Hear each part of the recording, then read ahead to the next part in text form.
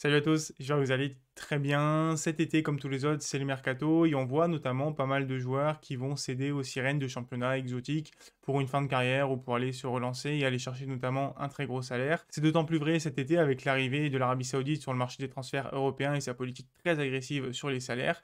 Et pourtant, il y a quelques joueurs qui ont décidé de faire plutôt le choix du cœur cet été, de rejoindre un ancien club formateur ou un club historique en difficulté dans un autre championnat. Du coup, dans cette vidéo, je vous propose mes 10 transferts romantiques de l'été 2023. C'est parti.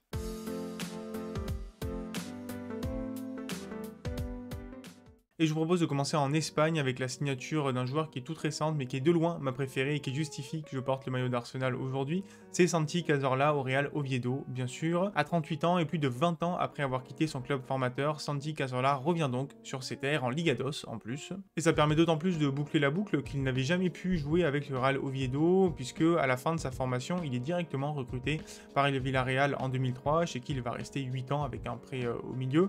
Il va d'abord commencer en équipe B et puis ensuite jouer en équipe A avec les Villarreal. À l'été 2011, il rejoint Malaga et une équipe composée de futures stars et d'anciennes stars, notamment Isco, Rondon, Joaquin, De Michelis, Van Nistelrooy, etc.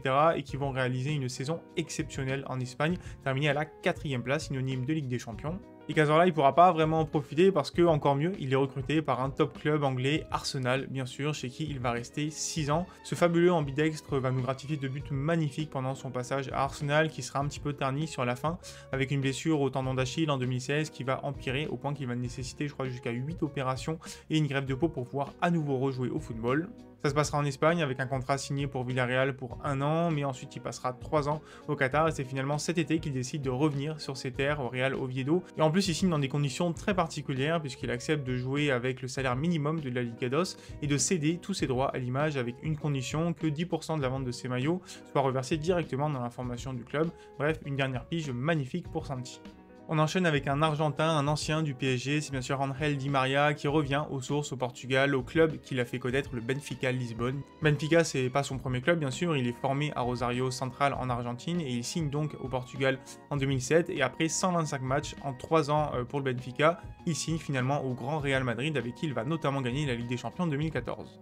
En 2014, il rejoint Manchester United pour un transfert phare à 75 millions d'euros qui doit notamment marquer l'après sur Alex Ferguson qui n'est plus entraîneur des Red Devils. Ça se passe pas très bien pour Di Maria et pour le club de Manchester au global, si bien que le PSG va aller le chercher pour 60 millions d'euros un an plus tard et cette fois-ci, il va s'inscrire dans la durée au PSG. Aux côtés d'Ibrahimovic, Cavani l'avait dit, eh bien Di Maria va parfois être inconstant mais va souvent être brillant. On atteste notamment son match aller contre le Barça qu'on n'oubliera jamais. Finalement, en 2022, barré par Messi, Neymar, Mbappé, Di Maria va se lancer dans un nouveau challenge en Italie, cette fois, à la Juventus Turin, où ça va plutôt bien se passer, sans être incroyable. 40 matchs pour 8 buts, notamment un doublé face au FC Nantes au retour de barrage de Ligue Europa, que j'oublierai jamais. Et donc il a décidé de faire son retour à Benfica, de jouer à nouveau la Ligue des Champions, 13 ans après avoir quitté le club qu'il a fait connaître, et ça s'est déjà très bien passé pour son retour, puisqu'il a marqué dès son premier match. Allez, troisième transfert, je vous parle d'un autre Parisien, Edinson Cavani à Boca Juniors, bien sûr. Cavani, c'est un de ces joueurs, même si on n'est pas fan de Paris, on n'a pu que se prendre de sympathie pour lui après son passage parisien à 300 matchs et 200 buts. Avant ça, il a bien sûr commencé en Uruguay, à Danubio FC, avant d'être recruté par Palerme quand le club allait bien en 2007. Et au bout de 3 ans, il a surtout été recruté par le Napoli, où il va composer un trio d'attaque de feu avec Lavezzi et Hamsik. En 140 matchs, il marque 104 buts. Et finalement, il va même suivre son poteau Lavezzi en Ligue 1 derrière, puisque un an après que Lavezzi rejoint le PSG, c'est Cavani qui rejoint donc le PSG à l'été 2013.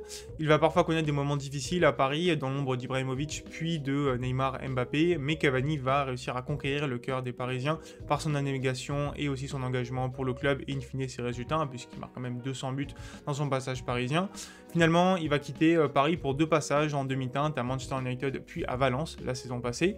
Et à 36 ans, l'international aux 136 sélections pour 58 buts décide de prendre un nouveau challenge en Amérique latine, cette fois de revenir aux sources, mais en Argentine pour le coup, à Boca Juniors, un des plus grands clubs de l'histoire du foot argentin.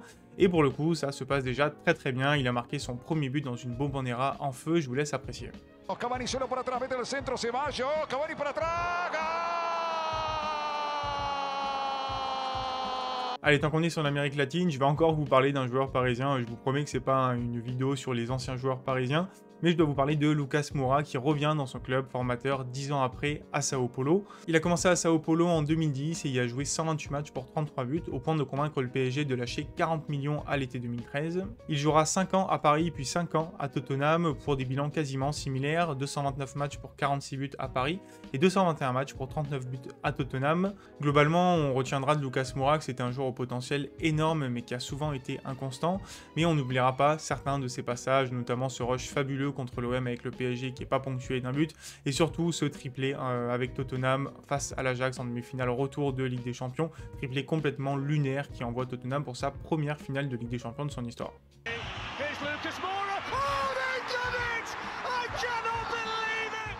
Cette année, chez les Spurs, justement, ça s'est pas très bien passé avec seulement 19 matchs joués pour un seul but, au point qu'il décide donc de revenir aux sources dans son pays, à Sao Paulo, le club qu'il a fait connaître. Et donc, ça se passe déjà plutôt bien, puisqu'au moment où je tourne la vidéo, il a marqué 2 buts en 3 matchs. Et d'ailleurs, il est accompagné par un joueur colombien, James Rodriguez, qui après quelques saisons un peu décevantes à Everton, Al Rayyan et l'Olympiakos, décide de se lancer dans le championnat brésilien, et moi, ça me fait bien plaisir. Allez, je vous parle d'un dernier joueur qui part en Amérique latine, au Brésil cette fois, et c'est un ex de l'OM pour le coup, c'est Dimitri Payet qui va devenir le premier joueur français de l'histoire à jouer pour Vasco da Gama. Formé au Havre, Dimitri Payet démarre à Excelsior avant de se faire révéler au FC Nantes entre 2004 et 2007, puis à Saint-Etienne pendant 4 ans et enfin à Lille pendant 2 ans, si bien qu'il rejoint l'Olympique de Marseille en 2013, chez qui il va passer 2 ans pour 83 matchs joués. Vendu pour 15 millions d'euros à West Ham, il découvre la Première Ligue et réalise une première saison exceptionnelle. Il est élu joueur de l'année à West Ham, membre de l'équipe type en Première Ligue, meilleur joueur londonien, des bombassos dont ce coup franc dont on se rappelle tous. Bref, il s'est fait un nom en Angleterre et ça, c'est pas rien. Et après une seconde saison plus compliquée, il décide de revenir à l'OM pour s'inscrire dans le temps long, 6 années passées au club, des moments inoubliables, notamment ce fabuleux match contre Leipzig au Vélodrome, au point que on se demande aujourd'hui si Payet n'est pas une légende du club olympien, alors qu'on est dans une période où l'OM n'a pas remporté de titre. Et donc cet été, après avoir annoncé son départ de l'OM, il a rejoint dans la foulée Vasco da Gama, un club historique brésilien qui est beaucoup dans la difficulté en ce moment, relégable dans le championnat brésilien, mais qui a accueilli Dimitri Payet comme une rockstar et qui espère qu'il va l'aider à se sauver.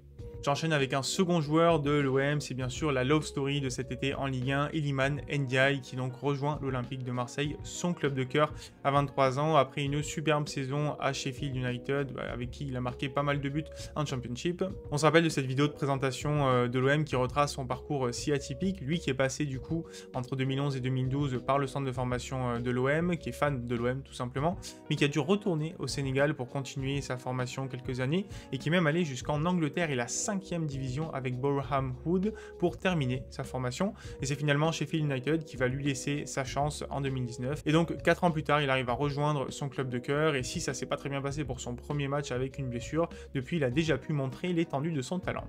Je vous propose de retourner en Espagne avec la signature d'Hector Bellerin au Real Betis Ballon-Pied. Hector Bellerin, c'est un de mes joueurs préférés, au-delà de l'aspect footballistique, parce que c'est déjà un très bon joueur, surtout pour son humanité.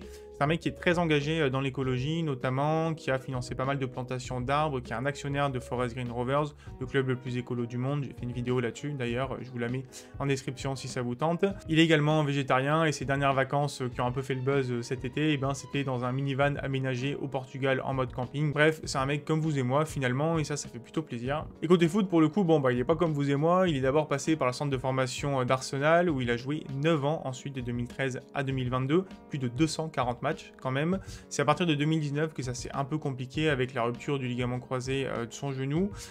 Sa dernière année de contrat, il a justement passé au Real Betis Ballon-Pied en prêt.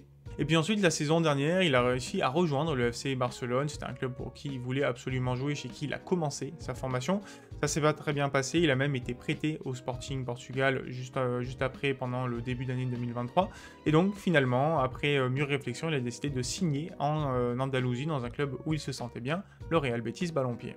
Allez, je termine par 2 retours aux sources, avec d'abord celui d'un Gallois, Aaron Ramsey. Et oui, encore un joueur d'Arsenal, j'y peux rien, cette année, c'est des amoureux des transferts romantiques, qui a donc rejoint son club formateur, Cardiff City. Il y a été formé jusqu'en 2007, puis il a joué une année pour Cardiff avant d'être recruté par Arsenal, justement, chez qui il va jouer quand même 11 ans, si on exclut 2 prêts, pour 371 matchs et 65 buts dans une période pas évidente pour Arsenal, qui aura quand même remporté 4 titres avec les Gunners, c'est pas rien. Finalement, en 2019, après 11 ans ans passés au club, il décide de changer d'air pour un nouveau challenge en Italie à la Juventus Turin, où ça va pas trop mal se passer sans être incroyable, 70 matchs en 3 saisons, et un prêt notamment peu concluant aux Rangers. J'avais complètement oublié qu'il avait joué aux Rangers pendant 6 mois. La saison dernière, il jouait en Ligue 1 à Nice pour une saison plutôt intéressante à 30 matchs quand même si finalement il décide donc de revenir aux sources dans son club formateur à Cardiff cette année, et il s'est signalé dès son premier match avec son nouveau club le week-end dernier en marquant un superbe but. Et je termine en douceur par un petit transfert 100% français, mais qui est un peu passé sur les radars forcément, mais moi que j'aime bien, c'est celui de Mathieu Coutader au Mans, donc qui revient dans son club formateur. Il avait commencé en 2006 et il y a joué 118 matchs, avant de partir vadrouiller dans quelques autres clubs de Ligue 1, Monaco, Lorient, Laval, Ajaccio, même faire une pige à Chypre, à l'AEL Limassol, et finalement donc cette saison il décide de retourner dans son club formateur en national et à 37 ans, et je trouve ça plutôt sympa. Et donc je m'arrête là pour cette vidéo, vous avez mes 10 transferts romantiques de l'été 2023, je sais que le mercato est pas tout à fait fini, mais j'ai pas mal d'autres projets qui arrivent sur les semaines prochaines, donc c'était le moment pour la faire. J'espère que la vidéo vous aura plu en tout cas, s'il y a d'autres transferts romantiques que vous voulez citer, eh bien dites-le moi en commentaire, et j'espère qu'il y en aura d'autres d'ici la fin de la mercato, je vous ferai peut-être un petit update en commentaire sous la vidéo. Dans tous les cas, n'hésitez pas à liker la vidéo, la partager, vous abonner à la chaîne aussi, et je vous souhaite une très bonne journée, je vous dis à très bientôt pour parler foot, ciao ciao.